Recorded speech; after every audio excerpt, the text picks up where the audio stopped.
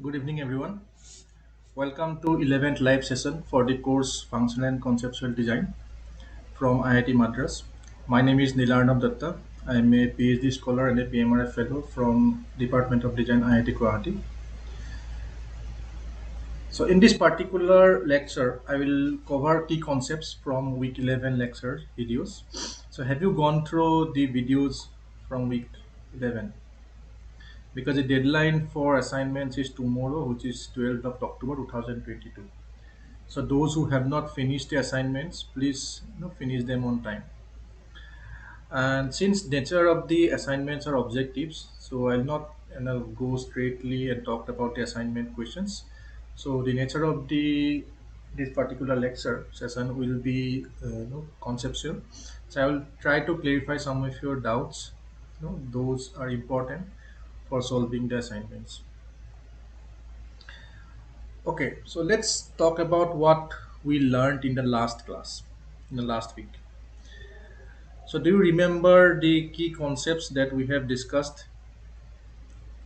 So, what we discussed in the last class was about the conceptual design process. We also discussed about various concept generation methods and issues with and the different methodologies. So, what is a concept? Can you tell?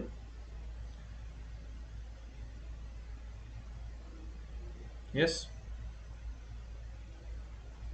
Okay.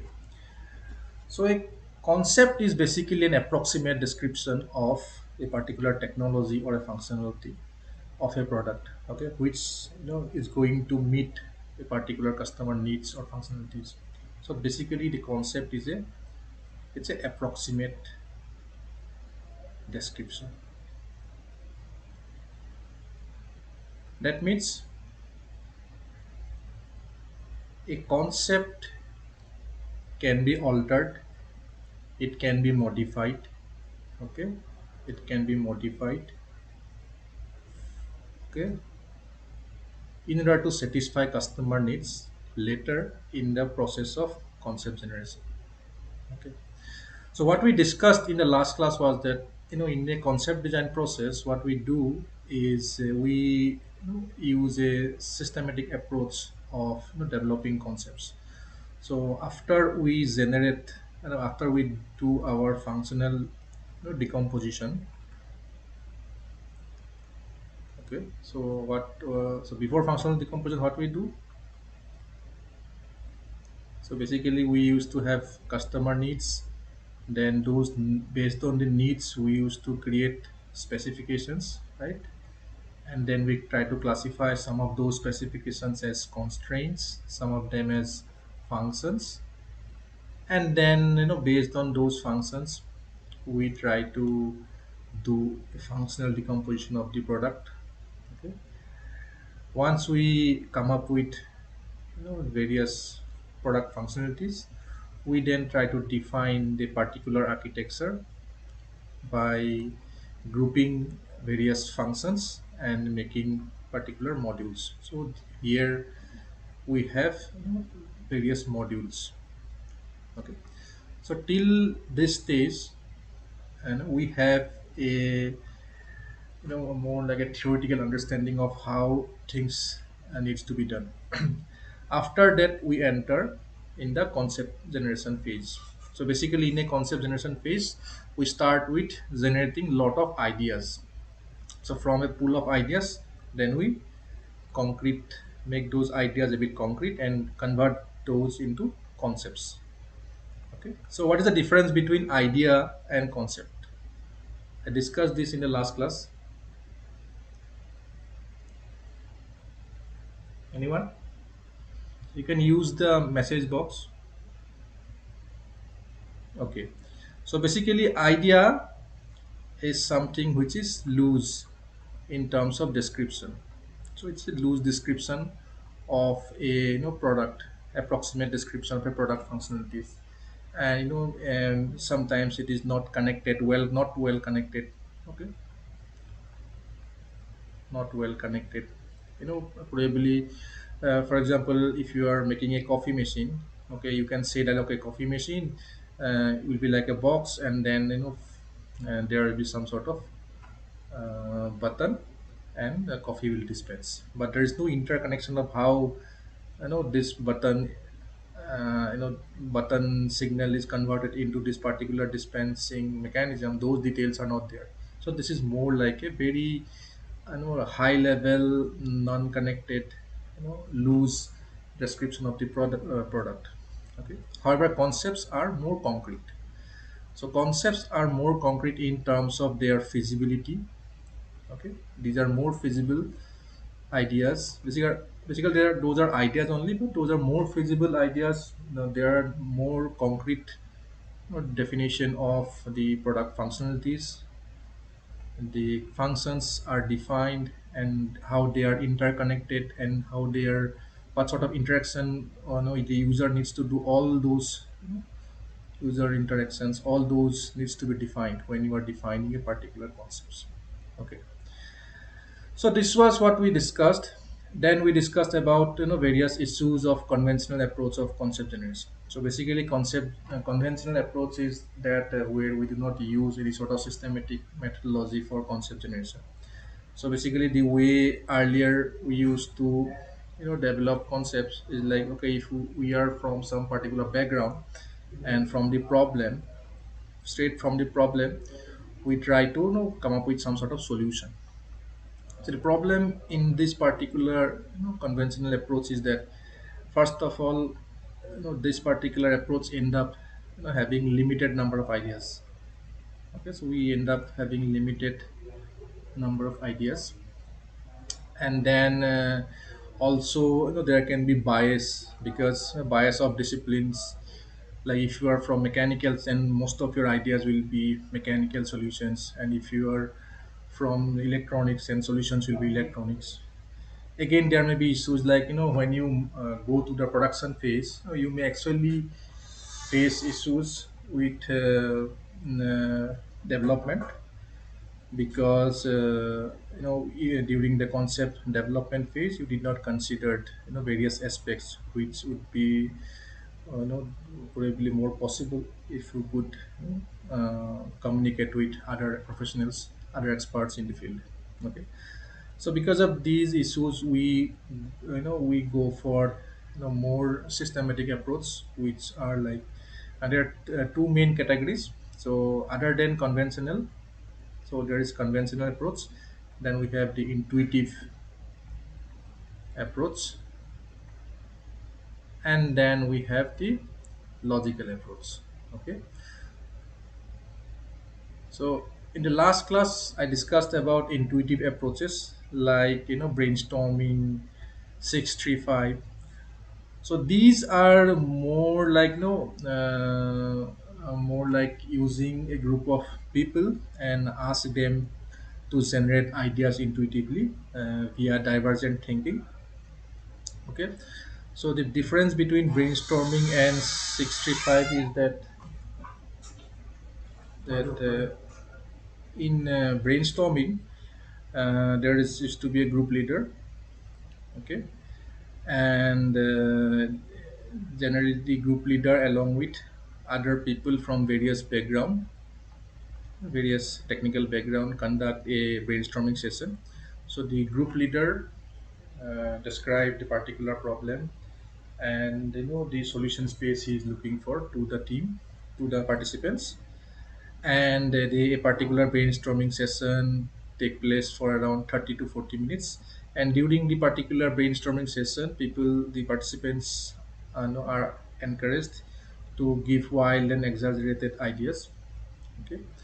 And from after that, then from each idea, the other people can go for building more ideas on top of other ideas.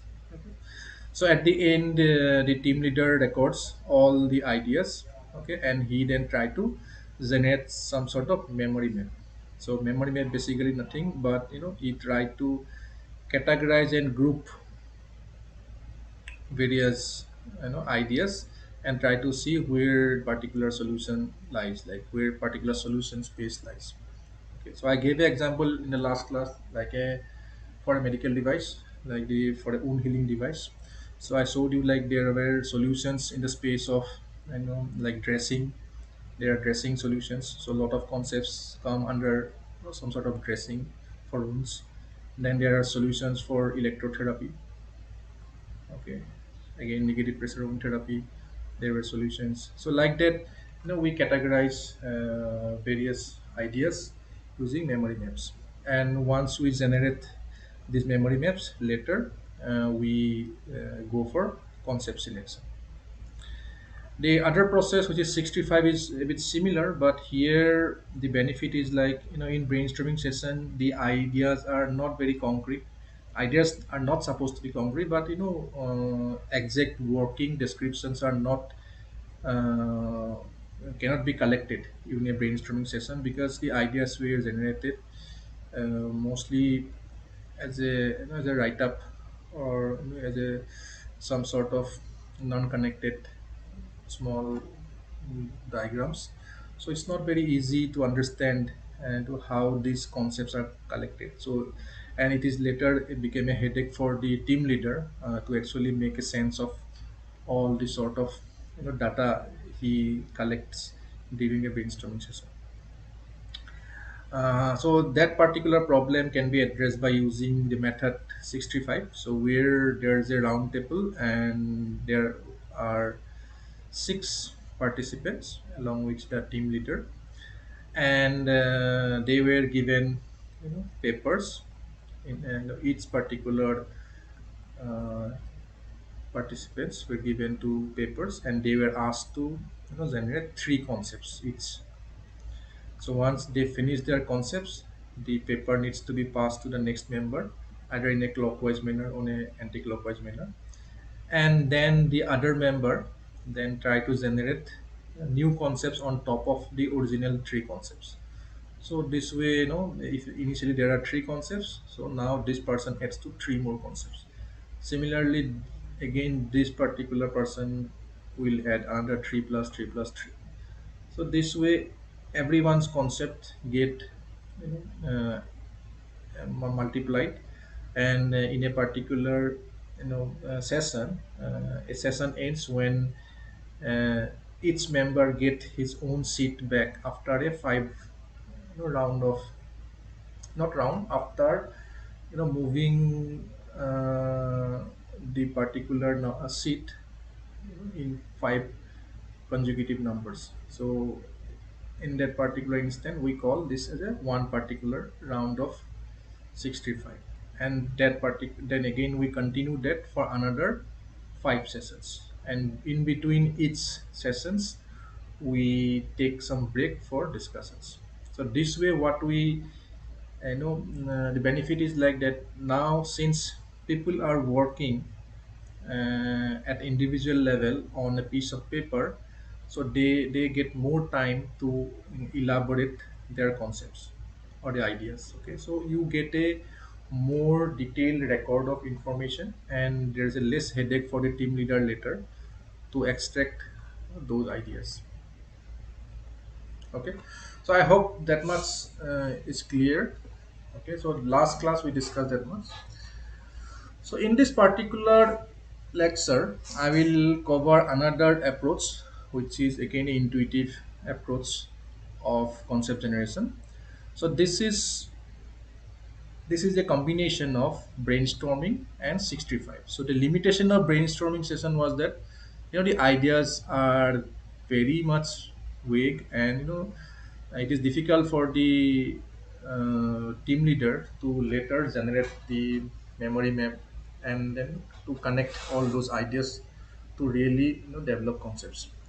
So there is a, second level of works always there with brainstorming. However, in 65, that particular problem gets solved, because from the very beginning the participants try to give a more concrete ideas. They try to give a visual representation of all the concepts in the sheet of paper.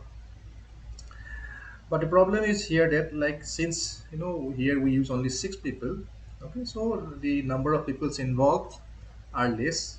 Okay, and again, if the same people are being used for five consecutive sessions rounds, they get tired also, and nature of the concept that come in the later portion of the session is not very good, because people get tired cognitively. So, if we try to take the benefit or the positive of both these particular methods, both the brainstorming and 65 methods, what we end up is something known as gallery method. So this is a bit it is like a combination of both the two methods. So in this particular method, again the group leader, he presents the problem and explain a particular context. For example, if you want to develop some sort of device or product, you try to explain the customer requirements. Okay, so and the problem the customers face, so and the context where this particular product is going to be used, all those things needs to be told by the team leader beforehand to all the participants. And in the very first step is then to generate ideas. So each participants, so this is like a brainstorming session, so there is no limitation like 6 members only. You can have more than 6 members, so you can have like 15 member in a like in a brainstorming session. However, after the group leader present the problem, the participants were asked and given a 15 minutes of time to create solutions in a piece of paper or in a blackboard. Okay, and preferably the participants are asked to generate some sort of sketches to define their ideas. Okay, so this is very similar to the round table thing, like where the participants have to give 3 ideas in the form of a sketch. But this is like a brainstorming session also, because here we have more than 6 people, and they are also asked to generate ideas in the form of a sketches. The next is like association steps. So in the third step, what you need to do is like all the participants are asked to hang or to place their sketches against some wall or in a table. Okay, and then all the participants review the concepts for 15 minutes. Okay, and they were asked to give their feedback, like what they think needs to be removed, what they think needs to be enhanced. All those feedback the participants and everyone uh, tries to give to all the concepts. And then a second level of concept generation happens, where again the participants were asked to come up with new set of ideas, because after this particular discussions, people get enlightened by others thought processes, so it is more like building on top of others. So this is very much similar to the original concept of brainstorming, where you need to build on top of other concepts. So this is similar, but you again have more concrete uh, concepts in terms of feasibility. So this particular process can be iterated for multiple phases. So we can like go up to like 10th step. Okay, so it depends upon particular problem. If a problem is very complex, then actually you can go for multiple rounds. But if a team leader gets satisfied with results, then he can stop a particular session, and then he can stop the concept generation phase, and then he can go for the selection step. So during selection steps, basically, so in between 4 and 5, there can be a break, okay, some sort of tea break, and then the team leader arranges a selection step process. So where all the ideas, whichever is generated, are reviewed and classified, and if necessary, are finalized by the reviewers based on a collective decision making.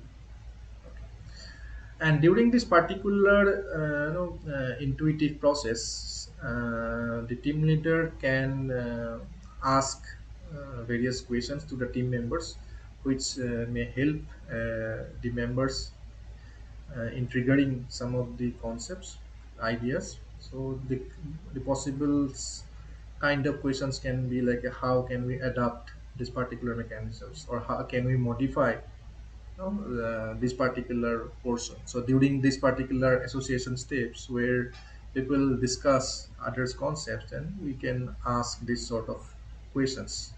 Okay, can we reverse this, can we combine this, rearrange, eliminate, is there any new way of doing this, so etc. So likewise, you can trigger the participants with such idea generating questions, so that in the later stage, when they move from association steps to the next ideation step, they get triggered by those research, those key questions, and then generate fresh concepts.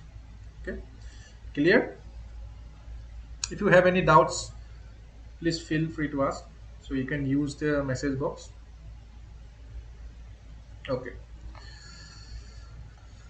Uh, okay. So next is the logical method.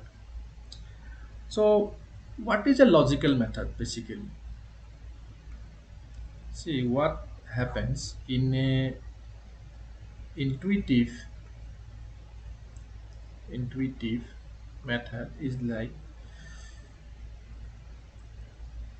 first of all, there's a requirement that you gather information from a group of people who are experienced, okay, from in diverse field. So you need to have a team having diversified domain expertise. Okay, that is same you also require in a logical method.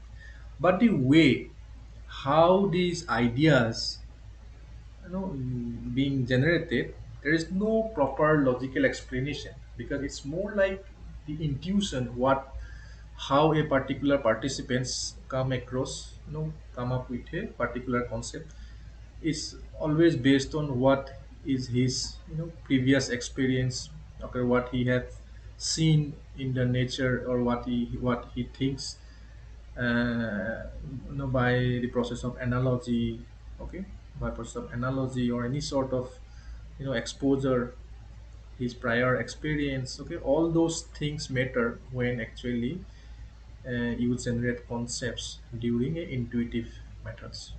And before that also, you need to actually collect information, okay, collect information about various technologies, various possibilities, before you coming up with some sort of ideas. Okay? So this is what is a intuitive process. The limitation is that in the intuitive process, okay, most of the time, like you, there's a high rejection ratio between the ideas generated. For example, if you generated 500 ideas in an intuitive process, probably only 40% or 13% probably will be useful.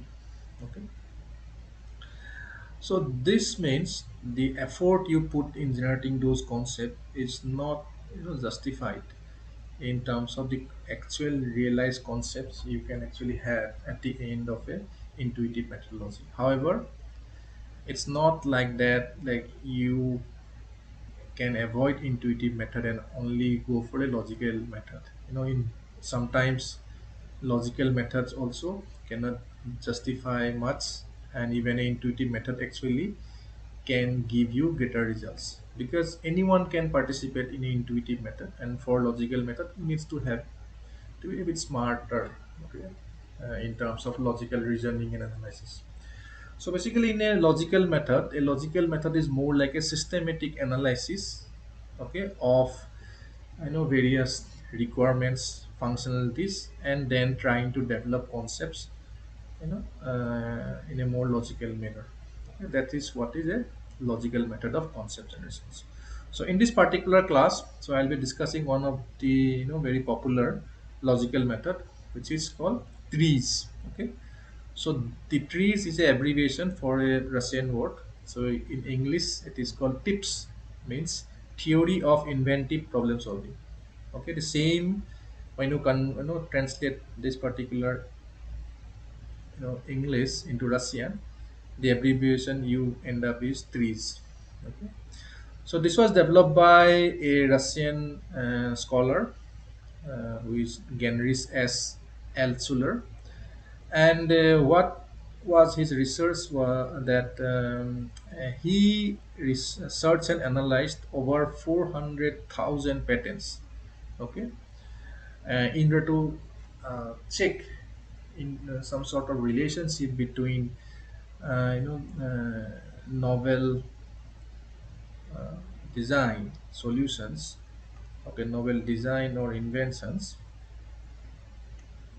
and how this can be achieved, okay, using some sort of systematic methodology. Is there any ways how we can actually make a tool so that the tool can be used to come up with something novel and inventive? So what he find? So okay, he find. So he analyzed 400,000 patents. So you need to know one thing: for a patent to be grantable, you need to fulfill three criteria. First is novelty. That means the particular technology or particular description of a product is not being published anywhere. So this is the first time. So that means it is novelty. Second is inventive step. Inventive step means for a particular technology, for a person skilled in the art, that should not be an obvious solution. Okay, for example, if you are a mechanical engineer and you do not have a knowledge about probably computer science and or electronics, then you may come up with a electronic solution, and for you, since you do not have a domain expertise, you may think this is a very novel idea. But for a person who is skilled in that particular field, for him it may be a very obvious idea. So basically, inventive step means your idea needs to be verified by someone who is a domain expertise, and for him your idea needs to be a non-obvious solution. That is called the inventive step. And a third criteria is usefulness. So it cannot be something useless product, though it is novel and inventive. It needs to have some sort of practical use. Okay. So these are the criteria. Now, what this particular researcher have analyzed is that, according to him, what he find is that every patent actually is a solution to a contradiction. So, what is a contradiction? A contradiction means, so there are two patents, okay, and there are patents. A new invention, come into picture when it, find a solution to a contradiction. Again, for example, let's say bike engine. Okay, so a particular patent exists in terms of bike engine. Now, if you say like weight of the engine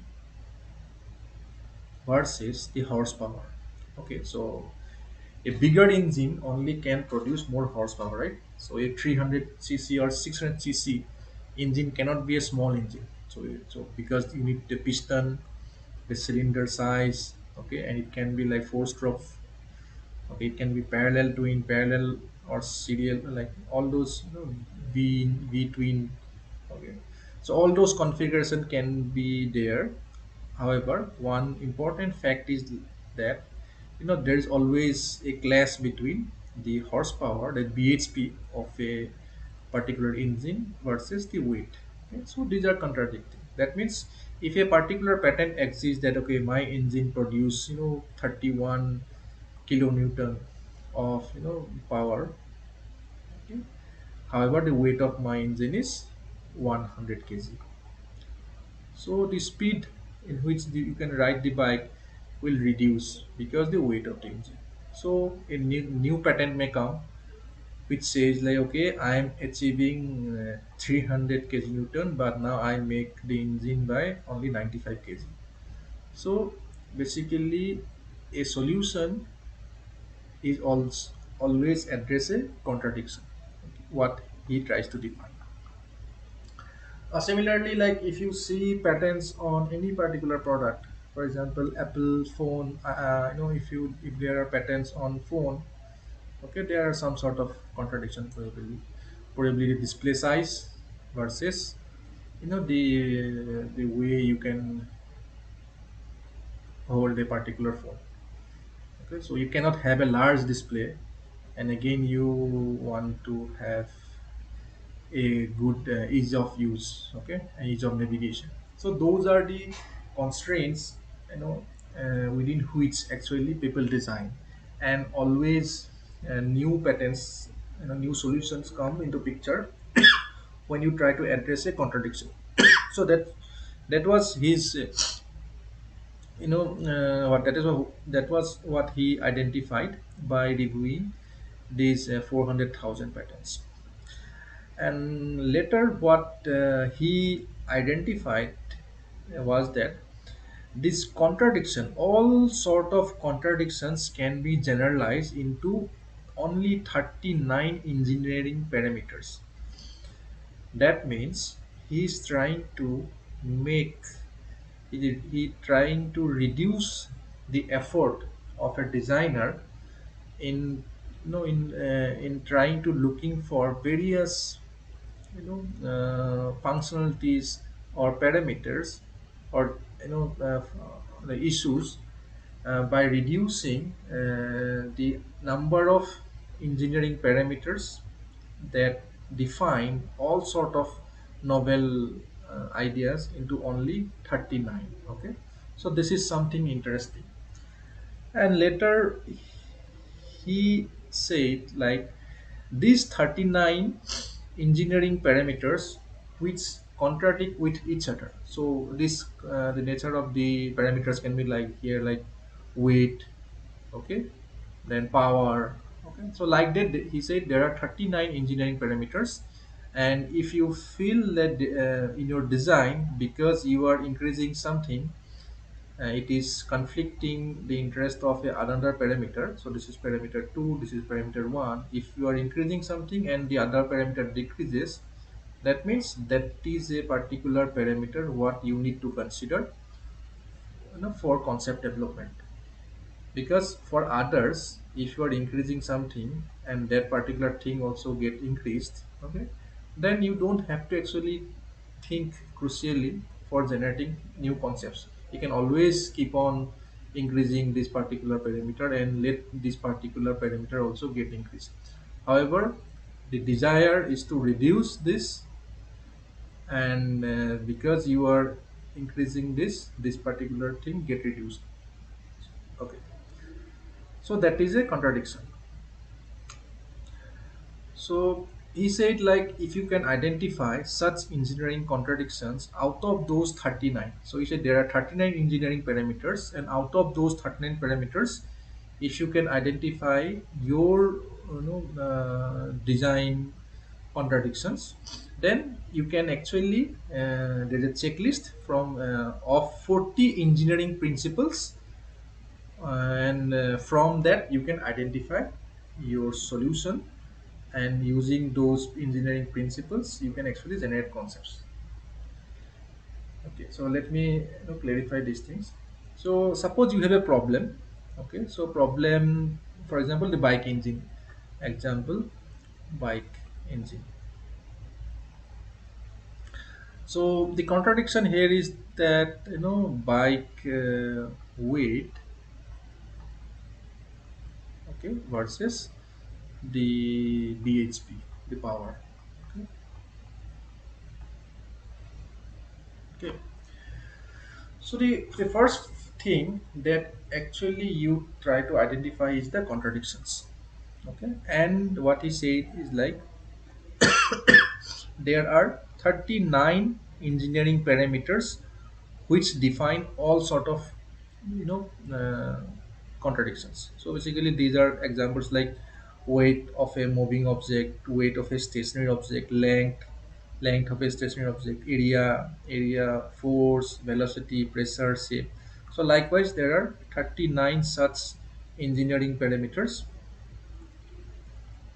If you consider those, that will be enough for any sort of concept solution, or for considering in a concept generation process. Next, what you do, you try to figure out you try to figure out what are the contradictions. For example, here if you see the weight, so weight of a moving object, so your bike is the weight and probably speed. Okay, so speed can be a contradictions, but it says, okay, see, so it says if there is a speed and weight contradiction, you need to consider these engineering principles.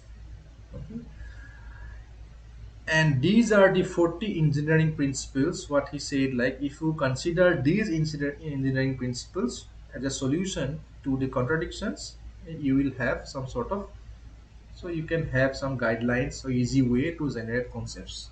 Okay, now these are also very abstract, not like as a, they are given as solutions, but those are given more like a, some sort of engineering principles. So for example, segmentation. So basically you divide, you break down a particular mechanism or technology, whatever it is. So extraction, so take out something. Okay, then like asymmetry, make something asymmetric. Okay, combine something, consolidate something. Okay, make something universal, multifunctional. So likewise you have these principles, and see how this can be done. Like for example, in a bike, weight versus bhp would be, for example, uh, I think we do not have here. So likewise you have 39 by 39 matrix. Okay, so let's say not bhp, let's say uh, speed.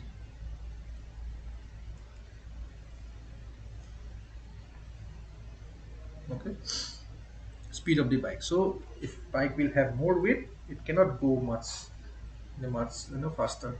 So if only reduce the weight, it can go faster, but again the power will decrease, right? So this is a contradiction. Like now if you see here, this particular matrix is called contradiction matrix, and this tell you that for this particular contradiction you need to consider 2, 8, 15, and 38 principles. Okay, so let me identify these principles. So these charts are available, you do not have to remember these charts. So these are some ways, some easy way how actually you can. So one is extraction. Okay, two, so then counterweight,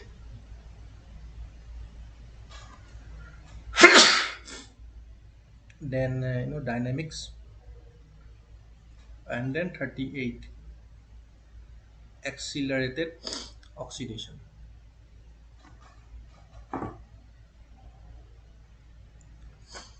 So see, now you have these principles, these four principles which you can use for your concept generation. So what are these principles?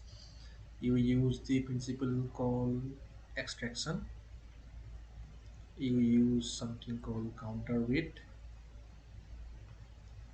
then you use something called dynamics, then accelerated oxidation.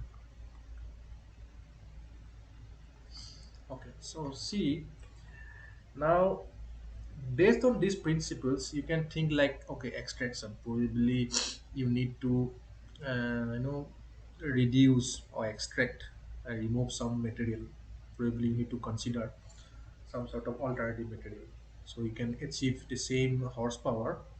Okay, and reduce the weight. So you can think of extract material.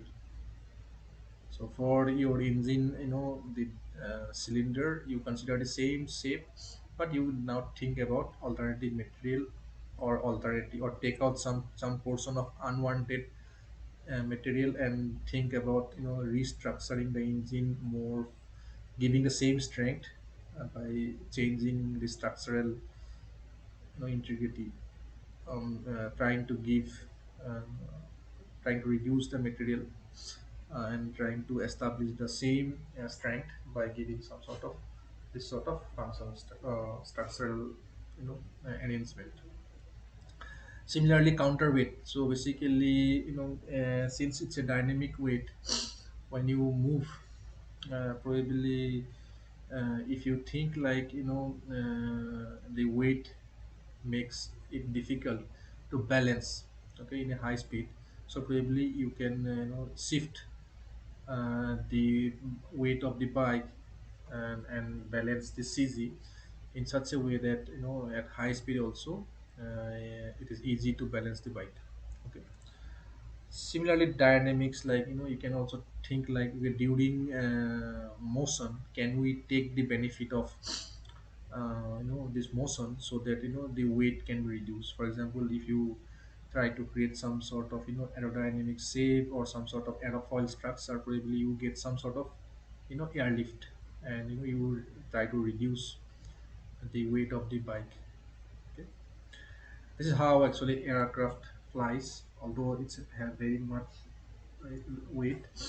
Because of the particular shape, it gets the drag force and a lift force, and because of that actually it flies. Okay. Similarly, similar concepts you can think about, okay, using this particular principle. Then what is that, accelerated oxidation, probably if it is if you use high combustion petrol, probably or you use multiple spark plugs. Okay.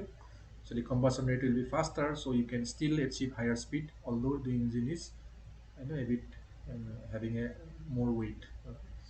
So this is an example like how the trees can be used, and as a tool, what you have is you have 39 engineering parameters, you have a contradiction matrix, and you have a 40 engineering principles.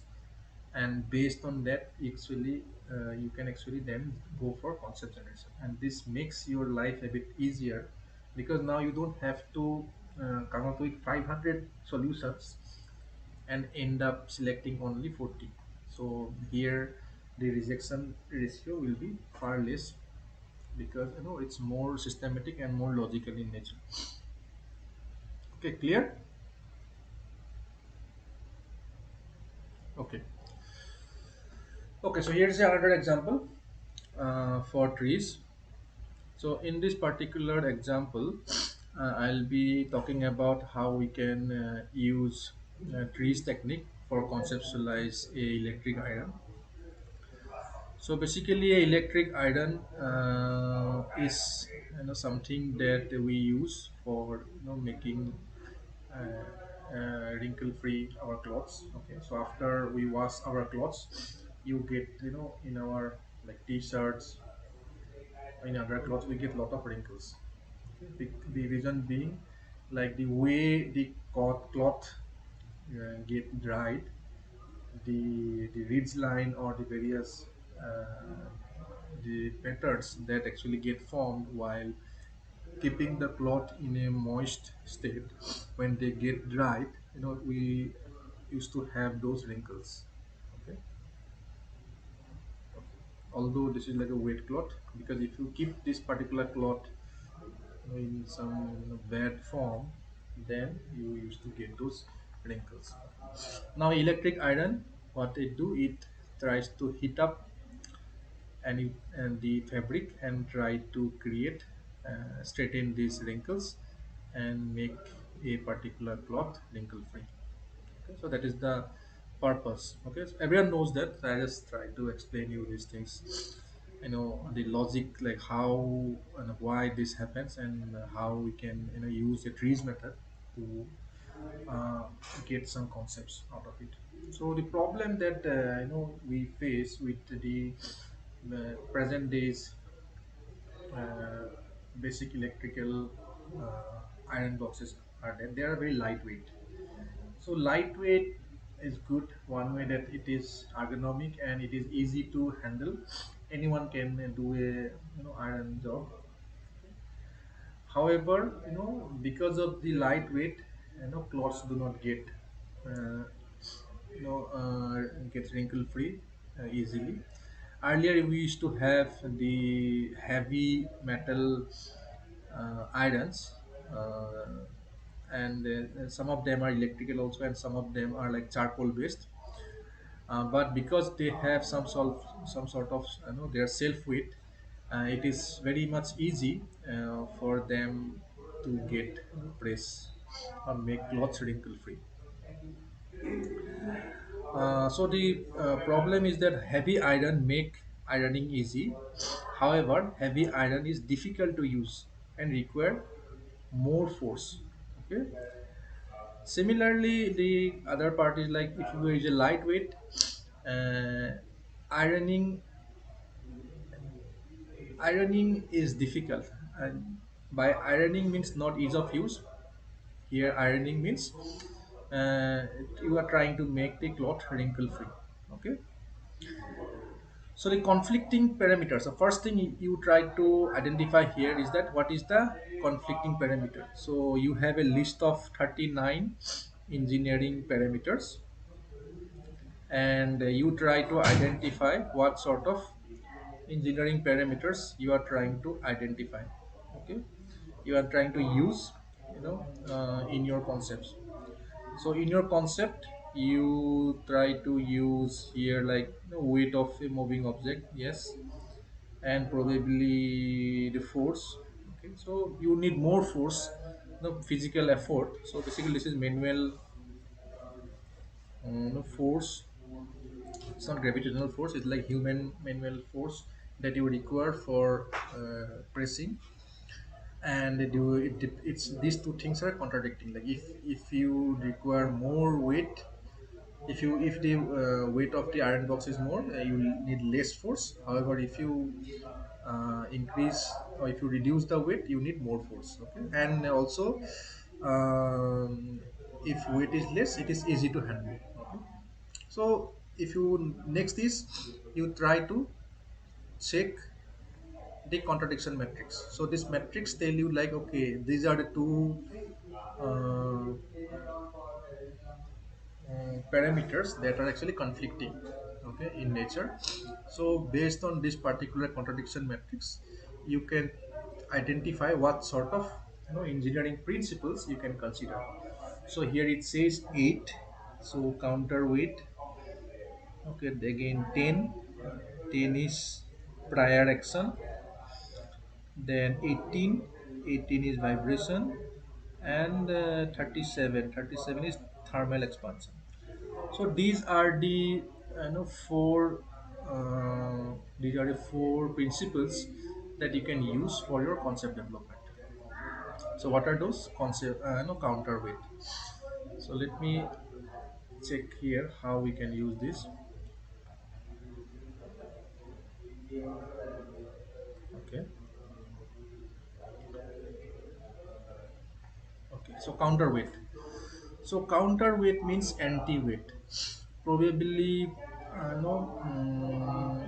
you may think about you are having a uh, light iron box, but you want to make it heavy while operation. Probably you can think about some sort of magnets or some sort of metal below, and in between you put your cloth, and as the electricity goes inside, this thing became like magnetic.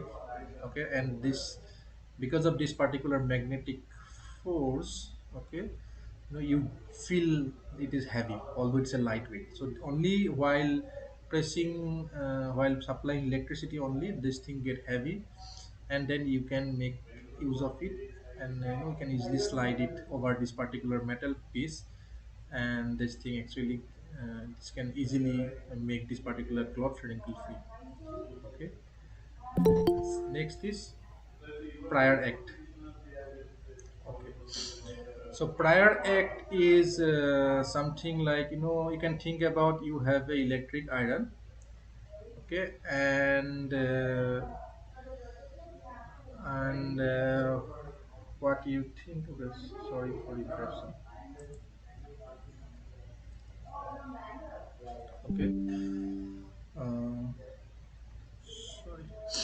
Okay, so you have a electric iron, and you need to do some prior act in advance. So probably, for counterweight, probably you can think about, okay, you have a lightweight electric iron, and you think about, okay, you you know first give some sort of steam, steam to the cloth.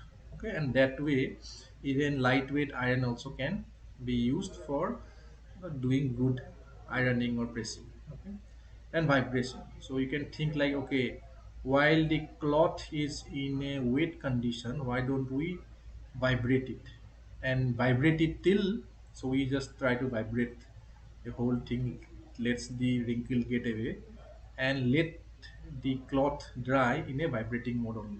So probably you will not have any sort of crease lines, because vibration will remove all sort of lines when it's in the wet condition.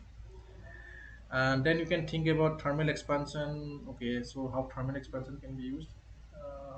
So probably, you can have a small sized iron having a reduced size and shape. That's why the weight is low.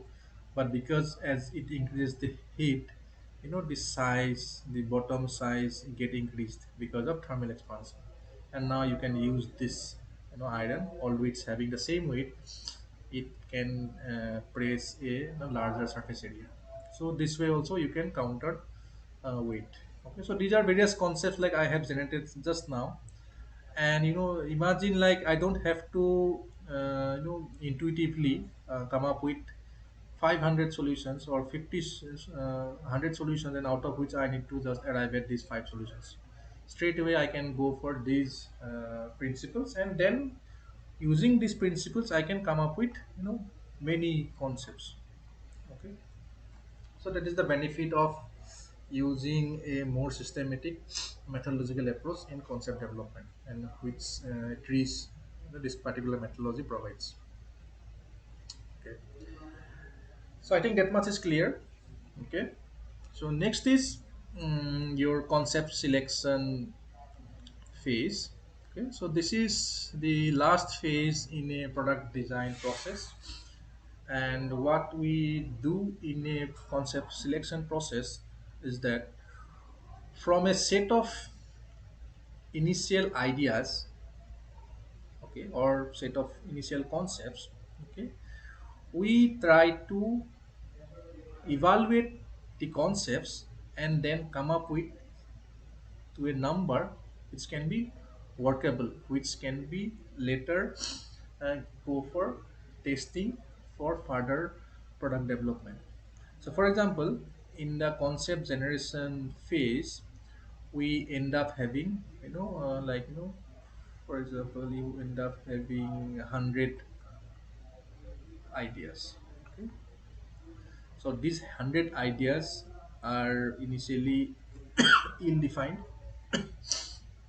and later you convert them into 100 concepts by getting more, by putting more details into it. And then what you do is like you try to screen those concepts, so based on your requirements. Okay, so you need to have some sort of feasible, some sort of criteria which actually you can use for screening. Or you can also screen based on reliability, feasibility, or you can reject a set of concepts at the initial screening phase. So at this, after concept screening, you end up having some 30 concepts. So this initial filtering of 100 concepts to 30 concepts generally does not happen if you use the logical methods, but it happens if you use those intuitive methods like brainstorming or 65. What happens like here, the people who participates are not they are from different backgrounds, and everyone's concepts are considered. And in a brainstorming session, it is encouraged to get wild and exaggerated ideas. And many times the individual ideas may not be feasible or may lack certain intricate details, because they may not be a domain expert in this particular area.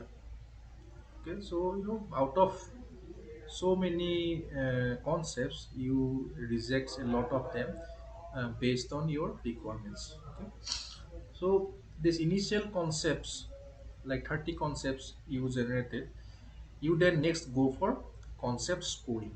That means now you use some sort of empirical method to, to come up with some sort of concepts which are more appropriate for your particular task.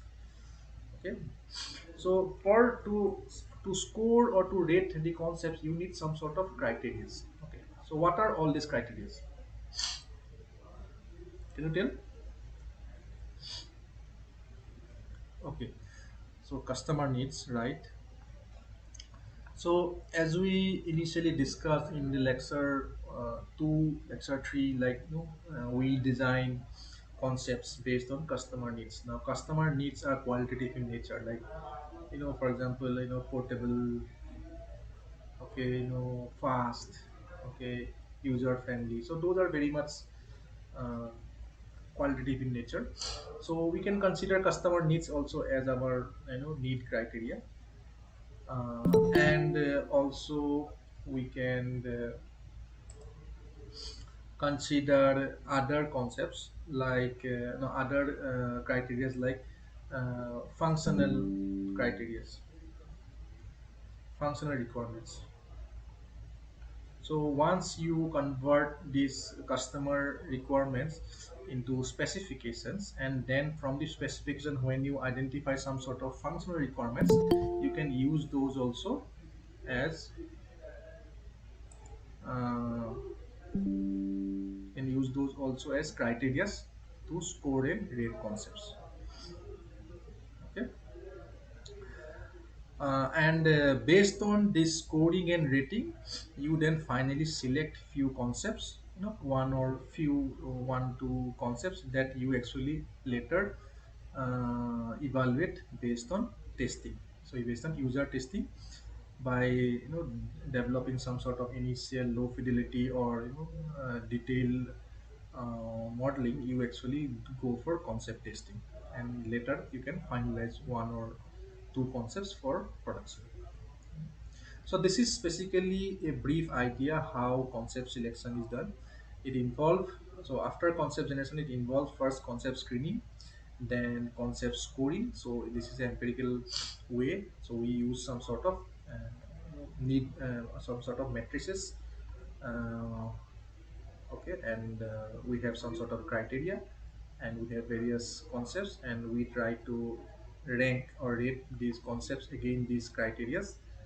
And then after getting the particular ranks, we selected something like that's get the highest rank, and then later we go for concept testing. Okay, so let me give an example, like, in the last class we discussed about the this particular project where we used brainstorming to generate ideas for a wound healing device. And as we discussed in the last class, that as concepts we generate a lot of concepts in different domains, different solution spaces. So there were concepts which were based on antimicrobial dressing. So these are all for wound healing. So you have non-healing wounds, like diabetic foot ulcer, pressure sores, and it's very difficult to heal those wounds by using standard dressing techniques. Like if you go to a medical facility, and if you have some wounds, then they will straight away do dressing, and they will clean your wound. They will do some sort of debridement. They will put some ointment, and they will use some sort of cotton dressing to wrap around that wound site. So that's a standard procedure. But in certain chronic wounds, like diabetic, because of some underlying condition, it is very difficult to heal those wounds. So in those cases, we need some special technologies. So for this particular projects, we generated various concepts using a brainstorming session, and these are the various solution spaces that we could generate. So another was electrotherapy, and then we have ultrasound based solutions, then mechanical suction based solutions, then NPWT and cold plasma. So let's see, like, how can we use the concept selection process for this particular uh, set of concepts.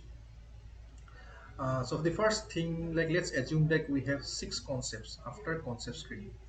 Now, this particular concept selection procedure can be done in multiple rounds. Let's say in the first round, we want to identify the solution space. For example, within electrotherapy, we can have multiple concepts. Similarly, within antimicrobial dressing, we can have multiple concepts. So first, we want to figure out like which particular solution space or the area will be most suitable for our purpose. So let's say in the initial phase, using concept selection, so you have six areas and you identify a particular area. For example, ultrasound based devices are the best. Okay.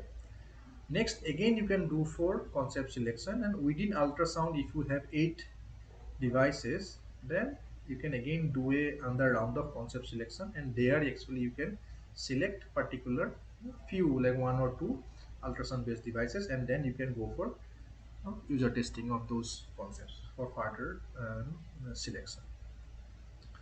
So very first thing you do in this particular case is like you prepare a selection matrix. So selection matrix is basically something where you arrange your criterias based on which, for example, here probably effectiveness. Okay, effectiveness of healing is a criteria, portability is a criteria, probably skill dependency can be a criteria, power, use of power can be a criteria, and also like safety can be a criteria. So you make a matrix, okay, which is called a selection matrix, and you evaluate various concepts by giving them a rank or rating rank. So there are various matrices available. One is called Pew's matrix, and there are other matrices like weightage index matrices. So there are different matrices which you can use. So in this particular, I'll give an example of past Pew's matrix in the next slide. So what you do after you generate the selection matrix, you rate the concepts. So you rate the individual concepts. Okay, like for example, you scored some, like, okay, effectiveness, you scored, okay, this is good, this particular concept do not provide this. Okay, so like you can give, if you use Pugh's matrix, you generally use plus minus or same. If it is same, then it is use it is zero. If you use a weightage index matrix, you use some sort of scale. For example, you can use 1 to 5 as a scale. So efficiency you can give like, okay, 3, this is like 2, like 1. So like that, the different matrices can be used. So once these matrices were created, then you give the particular rating, okay, based on your scale, okay, and then you add those and to see which particular concepts get the highest rating. So the concept which gets the highest rating get the, you then rank them accordingly. So this is like if this particular concept gets the highest ranking, the highest rating, you give it a first rank. So this is like the most appropriate solution. Okay, if this is the second rank, this can be like the fourth, like that. And during at the end of ranking, you can also see if certain concepts can be combined, okay, in order to arrive at a better concepts. Okay, that also you can do, and then you reflect on the results, you discuss on the results, like which way this particular concepts can be combined, how this particular concepts can be useful for this particular purpose. So likewise, so let me give a detailed example here. So suppose this is the same problem. So you are supposed to select one or two concepts from these six initial concepts. So these were antimicrobial dressing, electrotherapy, mechanical suction, ultrasound based devices, NPWT, and cold plasma. Okay, and this is a particular matrix which is called Pugh's matrix, and this is also a very standard matrix that is being used for concept rating and ranking. So what we use here is we use at one side a reference standard. Okay, so a reference. Okay, so based on this particular reference, actually we try to rate the particular concepts as negative, positive, or same. Okay, so initially, for example, we are comparing these concepts against a standard dressing procedure. Okay, we are comparing them against a standard dressing procedure, where basically when you went to a hospital with some sort of wound, you first go there and the doctor first clean their wound, then they do some sort of debridement, they give some sort, some sort of antimicrobial treatment, and then they start the dressing procedure. So this particular process is a bit hectic. Okay, and you need a lot of skills, and also you need to have the professional certification to do this particular job. You cannot do it at your home, and the kind of solutions and the kind of tools that's being used in this particular procedure, the standard clinical procedure, is cannot be available in a home based scenario. So we will evaluate all our concept against this particular reference. Okay.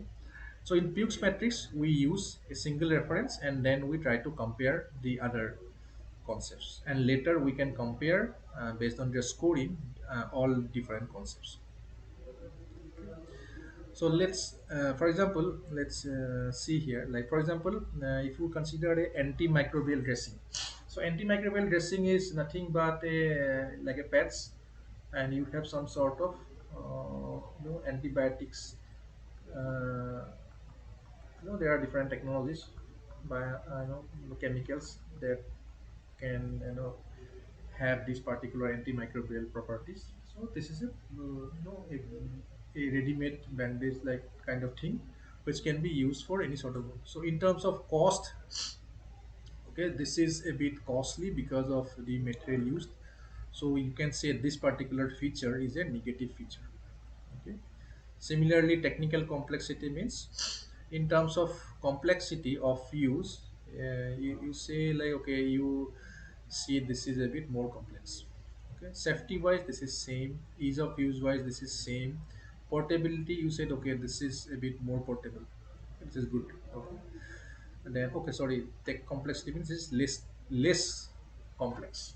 Okay, so we are giving here plus means we accept technical complexity of this particular dressing in comparison to the standard procedure. That means this is less technical complex. That's why we are accepting this as a plus. If we are saying this is more costly, we are saying it minus. Now this is not, this is a negative feature. This is a positive feature. This is like a same feature. So portability is a positive feature. Effectiveness. So effectiveness against wound is a positive feature. It is more effective than a standard dressing. Similarly, electrotherapy is a bit more costly, so it's a negative feature. Technical complexity is more, that's why it is a negative feature. Safety wise, it is more safe.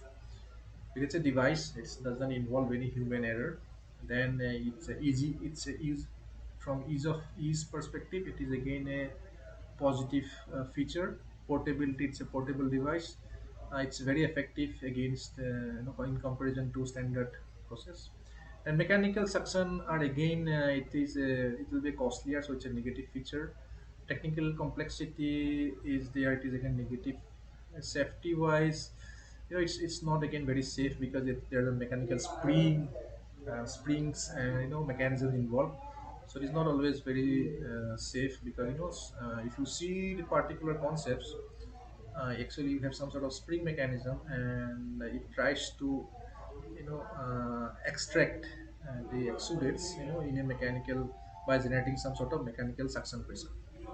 So safety wise it is not very safe in comparison to standard procedure. Ease of use, yes, it is ease of use. This is positive. It is portable, yes. Effectiveness, it is effectiveness in terms of the principle. Okay. Ultrasound based. So ultrasounds is again it is costly, so negative feature. Technical complexity is it's quite complex, so which is a negative feature. Safety wise, it is safe. Okay, ultrasound is quite safe. Ease of use is safe. Portability is safe. Effectiveness is effective. Effectiveness, actually, it is a bit doubted, but it is something like you can consider it same. Okay, because there are not lot of evidences against effectiveness of ultrasound based device for chronic wounds. Okay, so you can say zero, same. Then negative pressure. So negative pressure cost is a bit high, negative. So then technology complexity, it is complex, negative. Safety wise, it is very safe. Ease of use is portability, yes, effectiveness, very, very effective. Okay. Cold plasma, very costly. Technical complexities, again, very complex. Safety wise, not very safe. Okay. And the ease of use, it is not very, it cannot be used by someone who is not skilled in this particular profession. Okay, so it cannot be, it is a prescribed concept. It's prescribed technology, it cannot be used by someone sitting at home. Portability, it's a portable device and it is effective, yes. So if you try to consider a total positive here, like 1 2 3, so 3 positive, then same is like 2, and total negative is 1, right? So here if you say total positive 4, and this is same nothing, like same is 0, and total negative is 2.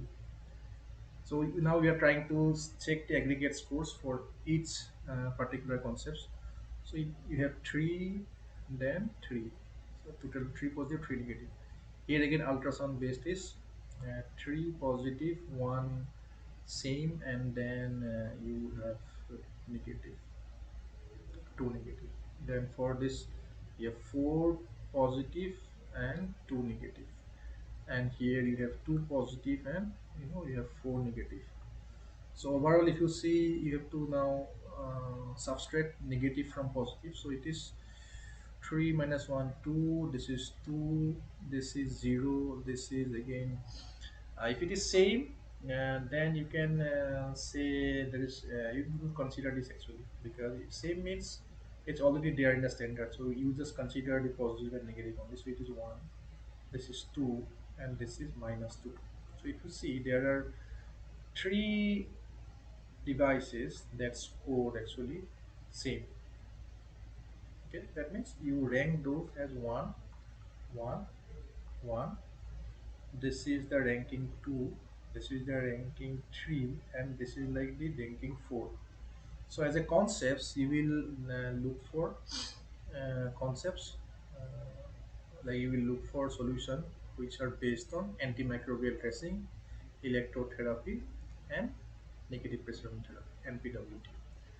So this is the first round. Like later again, you can go for the second round. Like within that antimicrobial dressing, which all concepts you want to score higher. Okay, and then again you can do ranking and you can select a particular, one particular antimicrobial thing. Again for electrotherapy, you can do the same process. You can select one electrotherapy. Similarly, negative, you can do one. Then again within these three, you can again go for another round of concept selection, and then you can select one or two ideas, or you can actually consider all the three and go for concept testing, and where actually finally you can decide on which particular concept is better based on user validation. Okay. Okay, so that much is there for today's lecture. So if you have any doubts, please feel free to ask. Okay, is it clear? Like your the concepts related to trees and path metrics? Okay, okay, okay. So next class is again next Tuesday, and the deadline for assignments is tomorrow. Okay, so if you have not finished the assignment for week 11, please finish them on time. Thank you.